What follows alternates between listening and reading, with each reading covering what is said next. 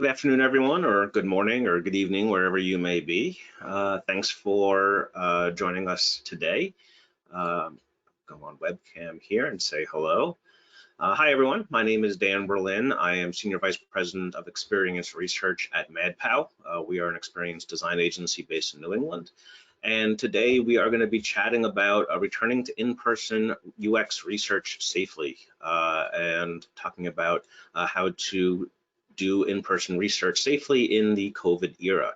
And I'm going to turn my webcam off for the majority of the webinar here, and I'll turn it on at the end for the questions and answers. The presentation will last about 45 minutes, and we'll have questions and answers at the end. So I'm going to turn off my webcam for now,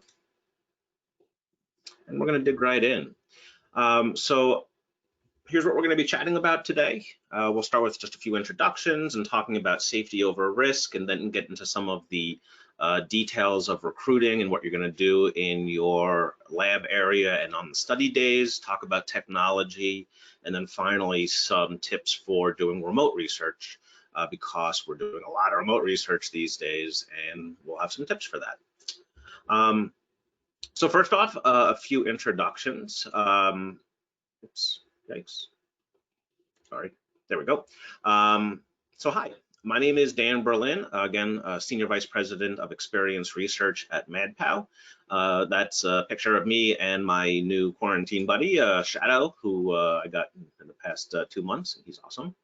I got my start at Brandeis with a BA in psychology, and there's not much you can do with a psychology degree coming out of undergrad, so I did technical support because I'm a geek. And then, as many of us in the UX world did, I had my serendipitous moment and found and discovered the world of user experience by being a participant in a usability study. And because it was this beautiful mixture of psychology and computer geekery, that's when I quit my job and did the 2.5-year program at Bentley University for an MBA and MS in Human Factors and Information Design. And since then, I've been doing UX research for about 12 years now, and been at Mad Pow for 10 years, where I lead the research team of, we have 5 dedicated researchers, and also spreading that rigorous research throughout the rest of the organization. Just a little bit about Mad Pow before we get into the in-person research portion. So we have been around for the past 20 years, led by Amy, Will, and Brad. About 70 people in total. We have designers and researchers and strategists and developers. And overall, we love being trusted advisors. That's what we really take pride in. And that means being really trusted advisors to our client partners and having those long-term partnerships that allow us to really understand their business goals and their users' goals. And we are based in New England with our headquarters in Portsmouth, New Hampshire, and the research team is based in Boston, right outside of South Station, where we have our UX lab. And just a quick listing of what Mad Pow offers. As I said, I lead the experience research team, but we also have many other offerings: interaction and visual design, experience strategy and service design, content strategy, application development, org design and training, and behavior change design. And behavior change design is one of our competitive advantages, and we do integrate that throughout a lot of our research activities. So that's just Mad Pow at a high level, but that's not why you're here. So let's dig into the content. And it's worth noting that there is a questions area in the GoToWebinar interface, and we will be taking questions at the end. So if you do have any questions, please feel free to ask them in the questions area, and those will be relayed to me at the end. I'm not going to be reading those throughout. And if we do run out of time, we don't get to your question, please feel free to email me at dberlin@madpow.net. Always happy to chat, research, and geek out together.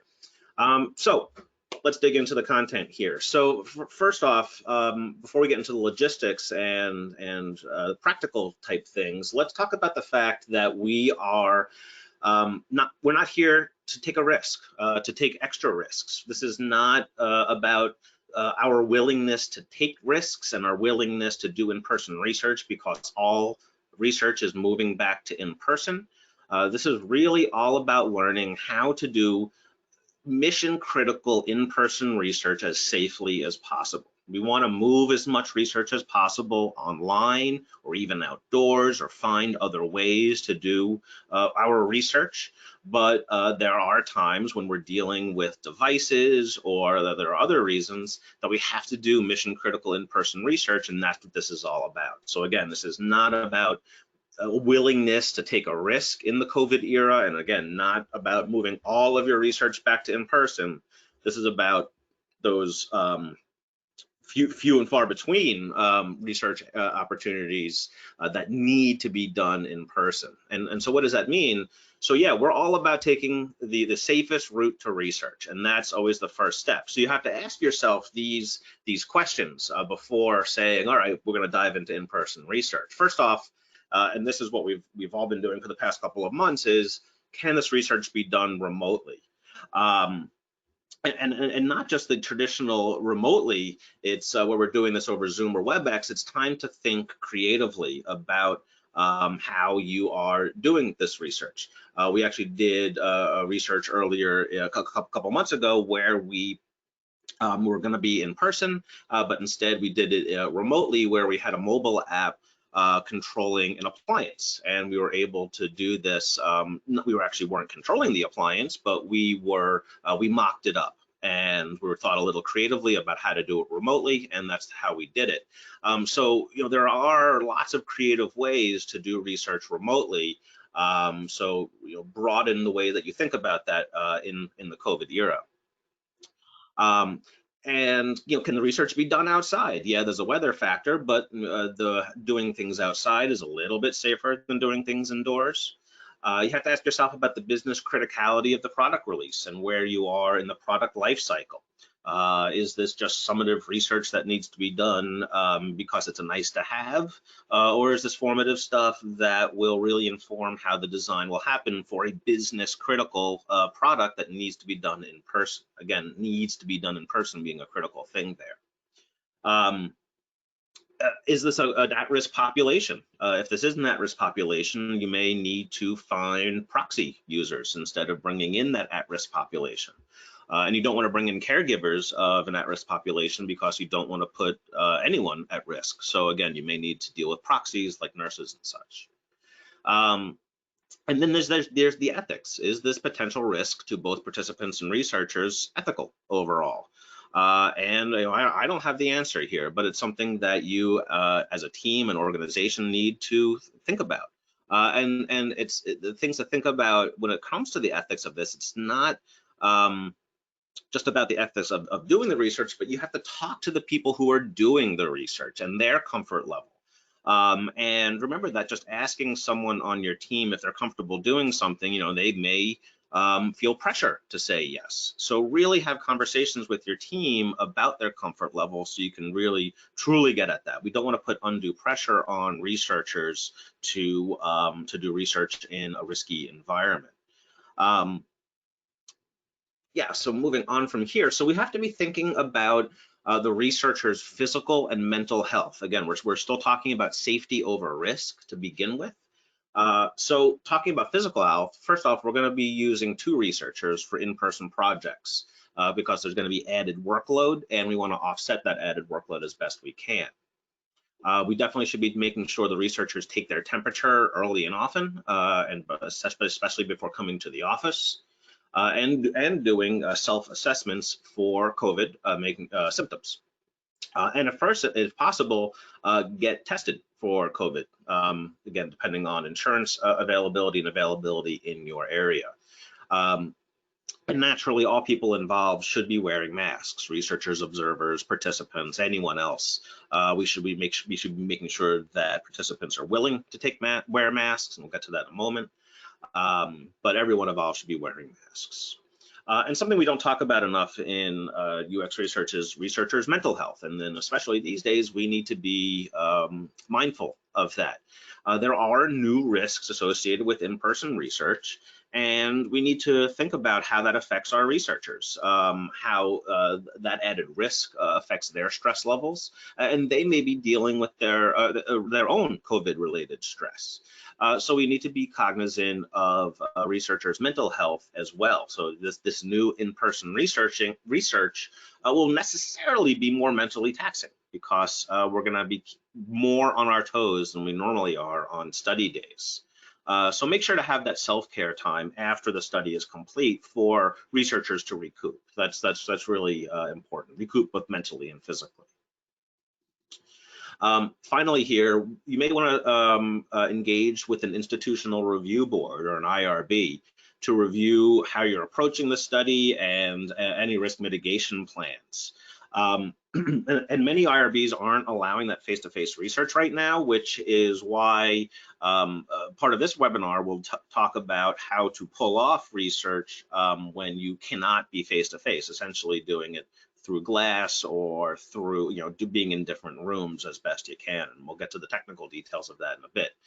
But it's great to involve an IRB to make sure that you're approaching this the right way and have your risk mitigation ticked and tied, and your communication with participants is ticked and tied as well. An IRB can really help you through this, and it's worth the added cost.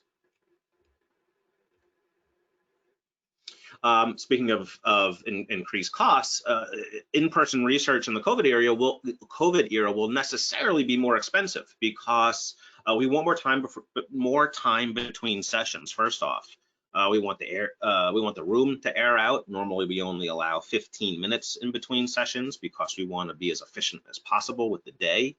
But these days, we're going to want to allow 45 minutes in between sessions to, again, allow that room to air out as best we can. You're going to have added costs of all the cleaning and disinfection materials and the masks and gloves that you're going to need. You're going to need to have 2 researchers, so there are some soft costs associated with as well. Those projects where you can normally just have 1 researcher easily dealing with just the 12 participants for a study, it really is best to have 2 researchers in this day and age in order to make sure that we're dealing with all the logistics well, and also picking up on all the qualitative data as we go, taking great notes. There may be costs associated with getting COVID tests, and we may want to compensate participants more for parking so they don't take public transportation, or maybe childcare needs. But that's also rife with ethical questions, and we'll get to that in a little bit. But these are some added costs that you may encounter when doing in-person research these days. And as I mentioned, we want to change the schedule up. So in a typical schedule, in a typical research schedule, in 3 days, we can do 17 participants. And in 3 days now, you're only going to get up to 14. It's only 3 participants difference in 3 days, but that'll make a difference over time. And again, it will just take more time overall. So what you're seeing here is 15 minutes in between sessions on a typical schedule, and 45 or more otherwise. We want to always have to make sure we have lunchtime, of course, and never starting research 9 a.m. on a Monday, because we want to make sure we have time for pilots and getting everything set up. So it's just necessarily going to take more time. Along those lines, here is a typical research timeline. So for any in-depth usability study, for example, it's going to take about 6 weeks, and that's because recruiting necessarily takes 2 weeks to make sure we're getting the right people in the door. And then the study itself will take place in week 4. So that means in week 1, we're doing the screener, weeks 2 and 3, we're doing the study guide while recruiting is going on. We do the study and then analysis reporting in the last 2 weeks. The good news here is that this is not going to extend your study too much. I don't think it will. It may take maybe an added half a week to conduct the study, but otherwise, at a high-level week view, it really shouldn't add too much time. Now, you will have to, again, there will be more additional soft costs with having more researchers on the project, and having more time in preparation, doing more communication with participants, keeping a closer eye on recruiting. So there will be but more upfront time spent than usual. And that's something to keep in mind as well. You may only allocate 50% of your time for preparation here because it usually goes pretty quickly. It's going to be more time than that. I'm just going to take some water here real quick.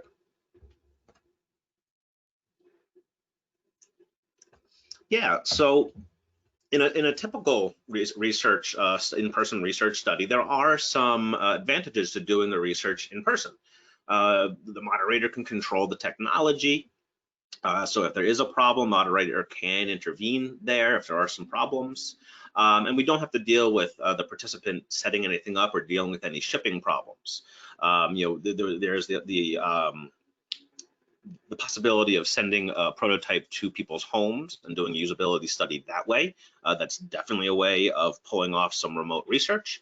But this is also doing it in person is a way to avoid, if there is a complex setup to be done, or if it's a fragile item that maybe you can't ship, or a large item for that matter. We were able to pick up more visual data such as nonverbal communication in person, and multiple camera angles as best we can if we have a lab set up as such. And it's worth noting that I'm going to say the word lab a lot this afternoon, but a lab doesn't need to be a fancy lab with a one-way mirror and all that. It can be two separate conference rooms, either adjacent where you can run wires between the two, or even on separate floors and use some digital technology to show the audio and video. And again, we'll get to that. So I'm going to keep using the term lab, but I'm using it very loosely. Yeah, so we can pick up on nonverbal communication and get that multiple camera angles. It's a more controlled environment. You never know what's going to happen. You never know what's going to happen in someone's home if you try to do a usability study, over WebEx. Again, we're doing a lot of those remotely these days, but it's just a more controlled environment in the lab.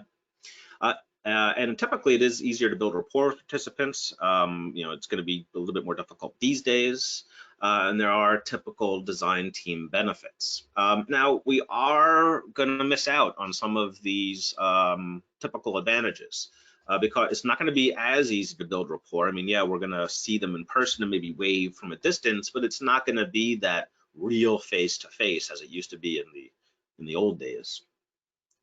And the design team benefits, we're still going to get that relationship building with the project team by having the common experience of observing research, but it's not going to be all sitting in the same room like it used to be, whispering and banging on the glass when the participant isn't clicking on the right thing. But it's going to be more it's in Slack or some other back-end situation where you're going to have that relationship building, but there is still that opportunity. And instant team brainstorming. Again, it's easier when you have a whiteboard sitting in the observation room, but there are still opportunities to do that if we are doing remote viewing of in-person research. So again, just to emphasize that we're only doing lab-based studies when absolutely necessary. And going back, and what do I mean by absolutely necessary? It goes back to those original questions that I stated at the beginning of, can you do this remotely or outside? Thinking about the business criticality and if we can wait a few months until there's hopefully a vaccine, because in theory, when there's a vaccine, we can maybe get back to normal, right? Who knows? Dealing with at-risk populations or the potential risk to participants. These are all the ethics that I mentioned earlier. So that's what I mean by when absolutely necessary, those questions that you have to ask yourself. Additional questions you need to ask yourself are dealing with liability and insurance. There's necessarily more risk in the COVID era of doing in-person research. Again, we're going to talk about how to do all of this as safely as possible and take precautions, but there is added risks. So talk to your insurance broker and see if this increased liability, you need additional insurance for that. And thinking about your MSAs, just have that continued annual review of all your required liability insurance coverages. That's something that's going to be you're going to need to keep a close eye on in the COVID era. Something to keep an eye on. Again, I'm not an expert on that, so no answers there other than saying go talk to folks who are more learned than I on that. All right, so all that said, all that high level stuff being said, let's dig into more practical and logistical stuff for how to keep safe and how your research is going to change in the COVID era. First, so we're going to start with recruiting, as research often does, where we have to get the people in the door. And one of the first things you're going to do is add some screener questions to your participant screener. For those who aren't familiar, screener is what we hand over to recruiters to get the right people in the door, asks a series of questions to see if they qualify for the study. And what we're going to have to do is add additional screener questions to screen out people who are maybe not keeping socially distant, who have tested positive, who have been exposed to people who have tested positive, who have been contacted by a contact tracer, if they have had any symptoms, if they've traveled by plane, all of these things that we need to start thinking about and screening people out. Again, there is an ethics question here that I do not have the answer to, but I think it's important to raise that by adding these screener questions, we may be biasing our sample from a socioeconomic standpoint. Are we screening out folks from a certain socioeconomic area because we're adding these questions? Again, I don't have the answer to that. Further thought and discussion needs to be happen there. So it's something to keep in mind as you continue with your recruiting. In addition to how people have felt and their behaviors, we want to screen out people who have some comorbidities because we do not want to put them at risk. So people with lung problems or autoimmune problems or heart problems. We want to screen on these questions, but we do not want to record the answers. That's important to keep personal health information private for the potential participants, for the respondents. So in your screener, it's important to write down for your recruiter that they should screen on those, but do not write down any of the respondents' health information.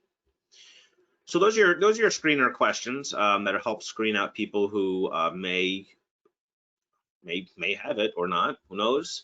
And then producing that one pager. We always want to have a one pager for participants anyway to tell them what to expect, especially these days. So we want to put the participants at ease that we are taking the right precautions for in-person research in the COVID era. So first off, we should explain that most research has moved online and we're doing most of it on remotely, but some must continue in person, again, because it's maybe dealing with a device or a physical device that needs to be manipulated in person and a very business critical product path. So tell them that the measures that we're going to be taking to ensure that on-site safety. You may even want pictures of your office, of what you're going to be doing. And recruiters are probably going to want that information as well to help put participants at ease. So really help list out the various things that you're going to be doing and convey that to participants in that one sheeter. You're also going to move from paper forms to online forms, and you're going to move away from handing participants gift cards as we used to do. So explain how that works. You should be using online consent forms, and we'll talk about how this works in a moment. And using online incentives. We're using emailed incentives these days, and we have some examples there later. And then again, these days we really want to note and emphasize the requirement for folks to wear a mask when they are in the building and in public. So we want to really emphasize that in the one pager that we give to participants, and even include that in the consent form saying that they will wear a mask when on site. In the consent form, add language that they will maintain social distance when in the building, and the building means not just your office, but also restrooms and lobbies, and just reminding them of that to be of the highest mindfulness of when they are in the building and dealing with others. In the consent form, they should also state that they haven't tested positive for COVID or haven't been exposed to the best of their knowledge, to confirm that. And we should remind people about good hygiene, about in between the time that they get recruited and the study day, reminding them to wash their hands early and often, wear a mask when in public, and the other guidelines. So just really reminding folks will hopefully go a long way to have good hygiene in between the time that they are recruited and the time that they walk in the door. Yeah, and there are going to be some process updates, not just communication updates, but process updates as well. As I mentioned earlier, you may want to pay extra incentives so participants don't have to use public transportation, because that would put them at risk. Perhaps they have a car and they could park near your office instead. So if that costs money, if you're downtown, maybe pay extra incentive to accommodate that. Or maybe providing accommodations for childcare, or doing sessions off hours, off work hours, maybe after hours, to accommodate people's work schedules as well, so that we can just make different accommodations in the COVID era. Again, good recruiters typically call participants the day before a session to remind them and to remind them how to get here and to make sure that they're going to show up. But now this should include a secondary COVID check. So having the recruiter ask additional questions about symptoms and how they're feeling and their social distancing behaviors, just to double check that in between the time that they were recruited and the night before the study, that they are still good to go in terms of symptoms and behaviors. So yeah, as I mentioned on the last slide, you're going to move to some more online forms. So you can use DocuSign. We use FormStack at Mad Pow for online consent forms and NDAs. We got that going actually last year before COVID, and as an old curmudgeon, I was a little skeptical that people would have problem with it, but we've had no problems with it, and it's wonderful. So it's really gotten rid of a lot of paper. So I would consider using FormStack or DocuSign for all your research going forward anyway. But it will take time to set these up. You do have to set these up, so that is additional time that you will need to have upon setup, as opposed to just printing a couple of papers as we used to do. And same with honoraria. Again, I figured that when you have an in-person research, you always want to hand person a gift card because you want a person to walk out the door with that gift card. And I figured folks will, especially for in-person research, would have a problem with using virtual participant honoraria. But no, it hasn't been a problem. It's been wonderful, and we no longer have to deal with like Amex gift cards. We just use virtual incentives. That's the name of the company that we use. We've been using them for a couple of years now, and so far so good. And even for in-person research, people don't mind the virtual incentive, the online incentive. So that's been great. So I would suggest using that going forward, or something similar. I think Tremendous is another one that I've heard of. Yeah. All right, so moving into more logistics of how you're going to deal with your lab setup. And again, I'm using the term lab very loosely. Your lab does not need to be a formal lab, an observation room. We do have that at the Mad Pow office in Boston, but you can just use adjacent conference rooms if you want to run wires between the rooms. You can even use, just distant rooms or rooms on different floors and just use WebEx or Zoom or something like that. Now, you want to clean and disinfect the rooms in use. And remember that disinfectants don't work well on dirty surfaces. You have to clean the surface first before you disinfect it. So use soap and water, and then an alcohol or bleach solution. Please do both and do a thorough cleaning. That's going to be very important, especially at the onset. If your rooms have been sitting there unoccupied for the past 3 months, you're going to want to really do a good deep cleaning. Yeah, and on those study days, your researchers and observers should be the only people in the immediate area. Maybe you can have other folks work in conference rooms or work from home that day, but we want to minimize the number of people in the office and interacting with participants and researchers on those days. Get rid of your soft surfaces as best you can, and use hard surfaces so you can easily clean them between participants using just some wipes. And you want to remove any extra items either in the lab or in your waiting area, because you don't want to have extra surface areas for people to be touching. So get rid of those games and magazines and the various candies that you used to have. It's time to have a little bit more sparse rooms these days. And you're going to use floor markings as best you can to show social distance boundaries when if there are times when you need to be doing a face-to-face. We want to stay 6 feet away. But the real goal of the day is to honestly never have a face-to-face and keep everyone separate as best you can, using great communication and technology as best you can. That said, you want to have great signage. As someone on my team said, you want to make it Disney World, and just make it as easy as possible for wayfinding and getting to the office and understanding what's going on. So when I say great signage, I don't mean just having arrows pointing to your office. Words help a lot, and just give people a great experience in getting to the office. This is new for all of us, and it's going to be a new experience for participants as well. So let's see what we can do to give them a great experience. At all times, as best you can, keep researchers and participants in separate rooms, and we'll talk about how we're going to conduct the study in a moment. But try to keep people separate as best you can, and follow your sanitation checklist before and after participants. You may even want to install UV light or air filter. Again, question mark. I'm not an expert on that. Something you may want to look into. Now you want to set up a screen in the lab so the participant can see the researcher's face. So you can do this during FaceTime or Zoom. Use maybe a separate laptop so that you can make it a little bit more personal, so that the participant can see the researcher in the observation room if you can. And you want to make sure that you set up a back channel for the observers. Now you want to do this anyway. This is actually nothing new.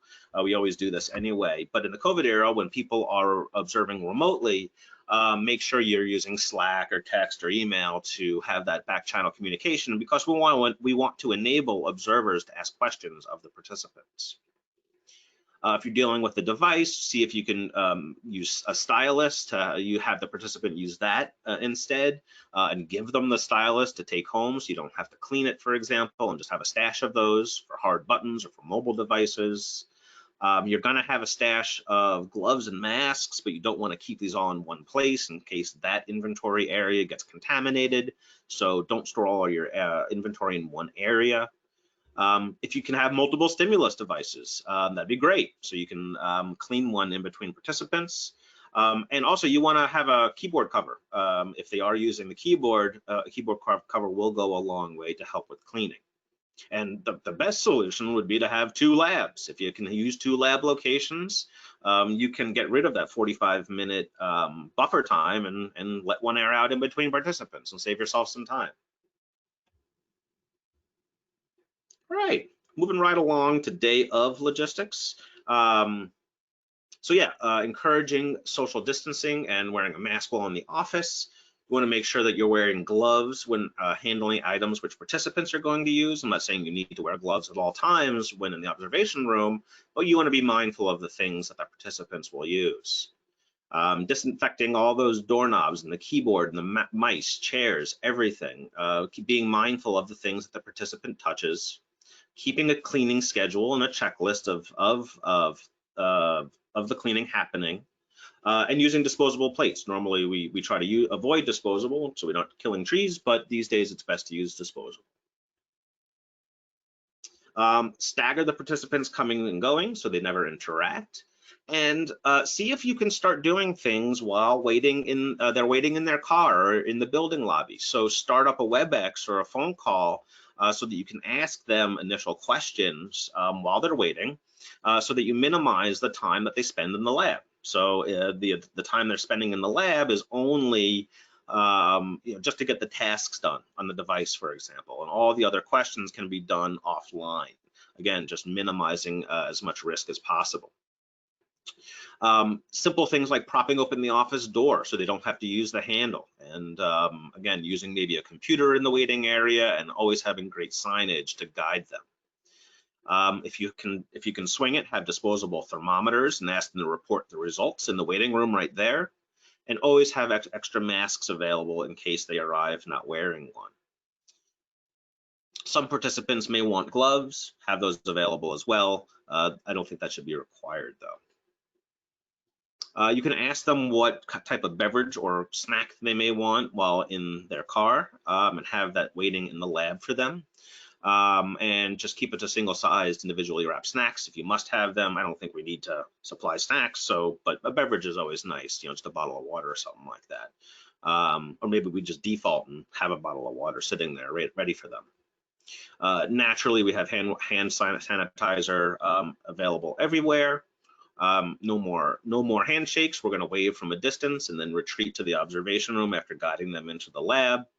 And just reminding them of being mindful of others, of if they have to sneeze or cough into their elbow or something, and being mindful of others. So to conduct the session, we're going to fall back on the Wizard of Oz technique. And what does that mean? If you remember Wizard of Oz, there was the man behind the curtain controlling the big scary Wizard of Oz guy. So that's what we're going to be doing. Except we are going to be the people behind the curtain, controlling what's going on in the lab as best we can. And in short, we're conducting a usability study using Think Aloud protocol just as we normally would, except we're just doing it through glass or doing it through walls if the conference rooms are separated. The overall goal is to have as much control as possible that we can do in the observation room. But otherwise, we're just sitting in the observation room, guiding the participant with our voice.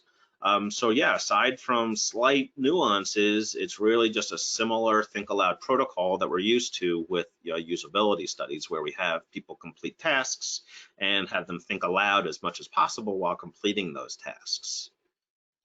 How are we going to do that? And now we're going to get into some of the technical details. So the easiest way to do this is to set up a Zoom meeting or a WebEx meeting between the rooms. But please don't use any speakerphones, or because the audio is always terrible on speakerphones. Get a good USB mic. Actually, the USB mic I'm using right now is this little Samsung guy that clips on. It's like 30 bucks and really goes a long way. So a good microphone goes a very long way. If you are watching through glass, you're necessarily going to have latency, lip sync issues, as it were. If you use a Zoom or something like that, it's better to use analog means if you don't want that lip sync issue. And I'll talk about that in a moment, how to do that. And ideally, if you're dealing with a device, you want multiple camera angles. If you have nothing on screen, it's best to get multiple camera angles, maybe to capture nonverbal communication or to capture how they're manipulating the device. And for that, you're going to need a little bit more advanced wiring and a video mixer and wiring between the rooms. But again, it will go a long way to capturing different video angles. Really helps. Getting into a little bit more technical detail. So here's a picture of the Mad Pow lab. Obviously the lab in the far room, observation room in the near room, and here's our getup. Now I have a past in video, so I'm a video geek and set this up ourselves. So I'm always happy to answer questions that people have about setting up labs if you want to contact me afterwards. But what I mentioned about doing it over analog, because we have glass here, and we found doing it via WebEx or Zoom, there was that audio delay. So we just set up an analog solution and there's no delay. We just have a Shure SM58 microphone with an XLR cable going into an amp with speaker wire out into a simple speaker in the ceiling in the lab, and it works really well. Unfortunately, they do not make this amp anymore, and I was actually searching for another simple XLR to speaker wire amp, and I couldn't find one. So hopefully there's one out there for y'all to do, because this was really simple to do. And as I mentioned, if you want to do the multiple camera angles, then you're going to get into more complex wiring, and that's when you want to get a video mixer like this one. and using point tilt zoom cameras like this one right here. But that's the general setup that you're going to want to be thinking about. And again, I'm a video geek, happy to answer any questions that you have. Yeah, and moderating otherwise is going to be generally the same.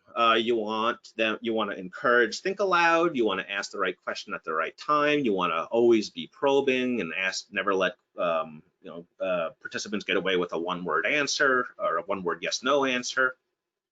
Now you will be moderating through a speaker, so try not to alarm the participants. You may even want to like set up a light that you press a button and the light comes on before you start talking, so you don't startle the participant with your voice. I've seen that happen, and it's funny, but we want to avoid that.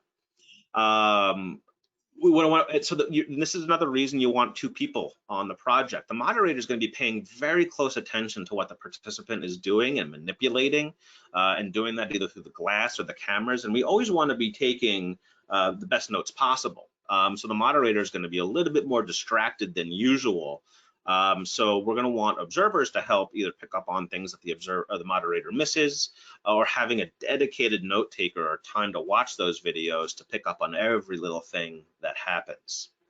And for in-person research in general, I like having printed task cards. This is when we write the task out on pieces of paper so that we can have the participant refer back to the task easily. Either print new cards for each participant if you're using paper, or I would even better just use laminated cards and clean them in between. And this will help, especially if you're not in the room, so the participant can just refer back to the task card. After each participant, you're going to want to disinfect. So that's when you're going to want to go through your checklist. And again, we want to add time in between participants to allow us to let that room air out and to allow us disinfecting time. And you're going to want to just wipe everything down, and don't forget anything: keyboard, mouse, door handles, the prototype itself, desks, just everything. And keep a checklist as best you can. And yeah, if you have windows in the room, please try to open them. A lot of rooms don't have that though, because they're usually internal. So yeah, all that said, those are some tips on how to stay safe when doing, again, mission critical in-person research that cannot be done remotely. In the final minute here, I want to give you some tips for remote usability or remote research, because again, remote research should be your first step. Now, the thing that we've been doing forever, because it has much better, great ROI, is remote research over Zoom or WebEx, where we put something up on the screen and people are doing it from home. And we've been doing that for years, and it's very easy to do. We've also been doing lately some remote participatory design sessions over Zoom and using Mural and actually sending folks some materials. I'll show you in a second. So there are ways of doing some more advanced research from people's homes as well. We're also doing a little bit more expert reviews or heuristic analyses so that we can have a better starting point for initial designs before even putting it in front of users. So doing an expert review or heuristic analysis in the beginning is a good way to level up without user input when you can't get user input. Diary studies via dScout. We love dScout for more longitudinal studies to find out how people are using things at home. So if you have a working device, it's a wonderful way, or it's a wonderful way to find out how people are using it, or how people would need to use it for foundational research. You can also ship things to people's homes, or use VR if you are that fancy, using foam core concepts if you have that ability, or even using unmoderated usability studies through UserZoom or the like. As I mentioned, my colleague Amy Bucher last week sent these out to participants for a participatory design workshop that I believe is happening this week.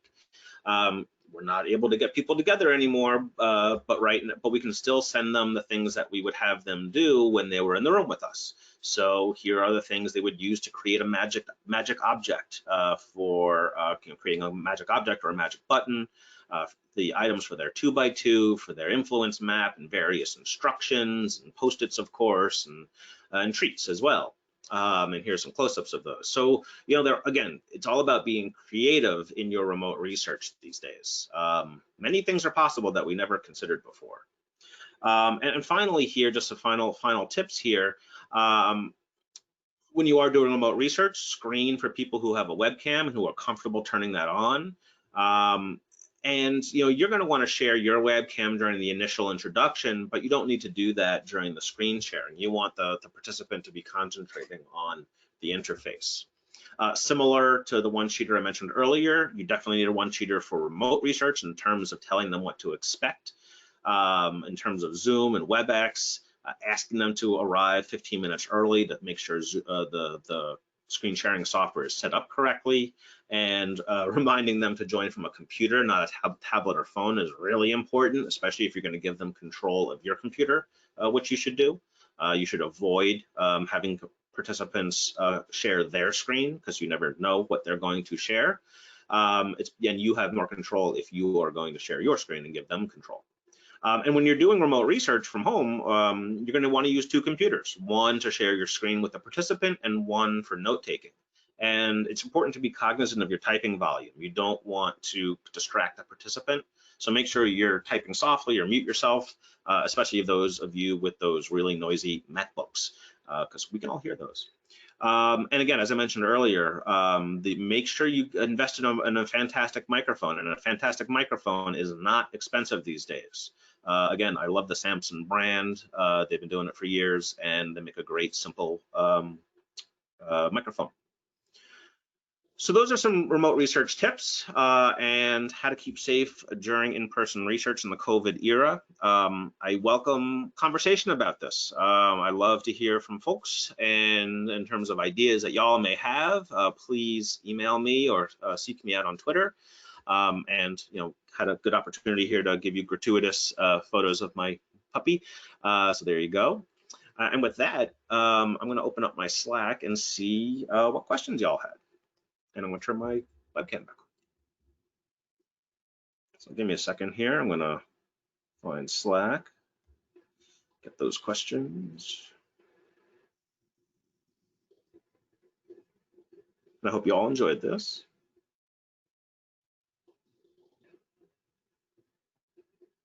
And again, if you have any questions, please put them in the on the side in the GoToMeeting. That Slack is working. Okay, here we go. How do you set up an IRB? You find an external, how do you, I don't know how to set up an IRB, honestly. I've only used external IRBs. Now, I know there are ways to set up an internal one within your organization. I honestly do not know how to do that. In the past, we've used, they changed their name. I don't know where they are now. They used to be called A Central IRB. But in short, we've always used third-party IRBs, especially because we're a small company and wouldn't set up our own internal IRB. So look for an external one. Sorry, I don't have the direct answer on how to set one up. Universities and some governmental agencies have formal IRBs. If you are testing a product from an organization that doesn't have an IRB in-house, do you form an ad hoc team to serve an IRB? Who would you have on the IRBs? Yeah, so similar question. Honestly, I would do an external IRB. They are not that expensive, and they have like just years of experience, and it's worth the added cost. Are paper prototype activities considered taboo? In the COVID era, I mean, normally my knee-jerk answer to that would be no. I mean, you know, usability research is for anything, and paper prototypes are perfectly valid. In the COVID era, my thought is that you would need to have a separate paper prototype for each participant. And again, wear gloves as you are manipulating the paper that you will be handing to the participants, or laminate it so that you can disinfect it in between participants. So I'd say there are ways you can do it, but you're gonna have to be mindful of how you do it. But I wouldn't consider it taboo. Any other questions from folks? Happy to answer any questions that you have, either in terms of the safety measures for in-person research, setting up a lab, the technical details, or tips for remote research. You got some typing here, so 1 second.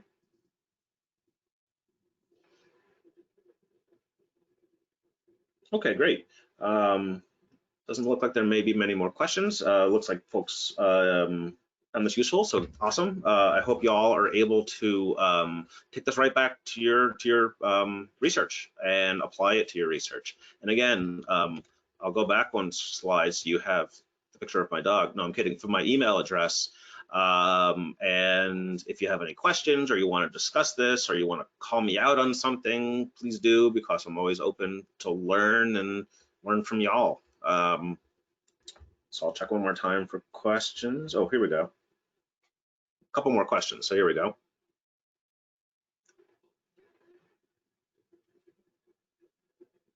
Okay, yeah, cool. May I know your best practice in handling online focus groups, including breakout rooms, and still be able to record them? Would you have your participants meet in 3 separate Zooms at the beginning? Honestly, I'm not familiar enough with Zoom's breakout room functionality. I would assume that when you hit record, all the breakout rooms will get recorded. If that's not the case, that's unfortunate. If that is not the case, then yes, I would suggest having them be in 3 separate Zooms so you can record them. Yeah.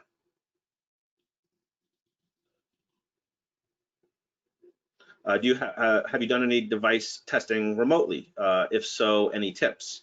No, honestly, we have not. We have not shipped devices remotely. We've done mobile research remotely, that's for sure. The tip there is you want to make sure that anything you're downloading to a person's phone will work on that phone. Maybe even do a tech call in advance, the day before or 2 days in advance, to make sure things are set up.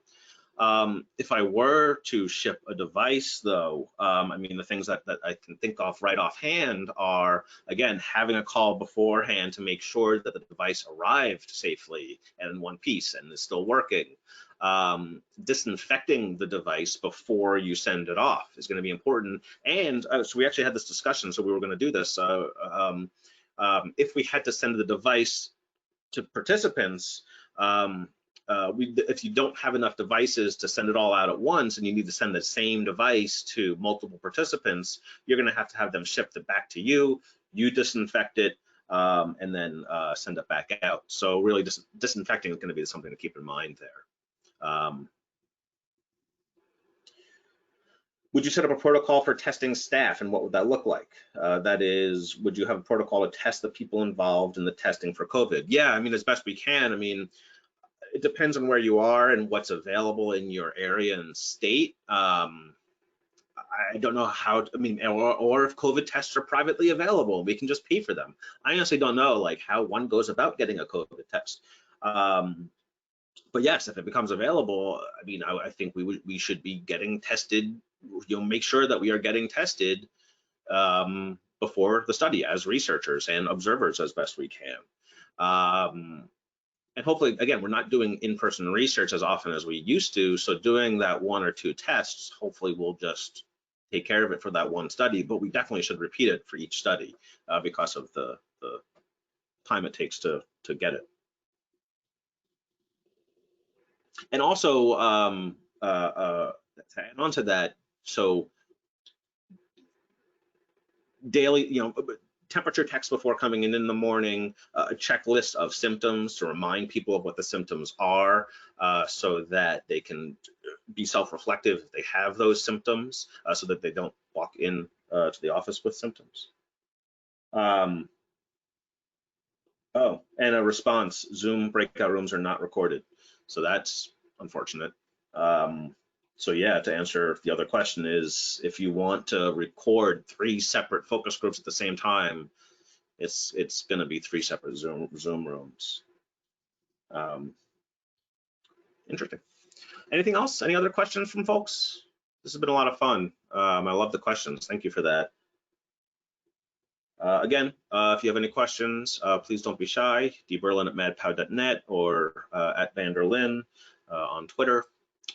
Yeah, it doesn't look like there are any more questions. So with that, I thank you for participating. I hope you found this useful, and stay safe and healthy, and have a great rest of the afternoon.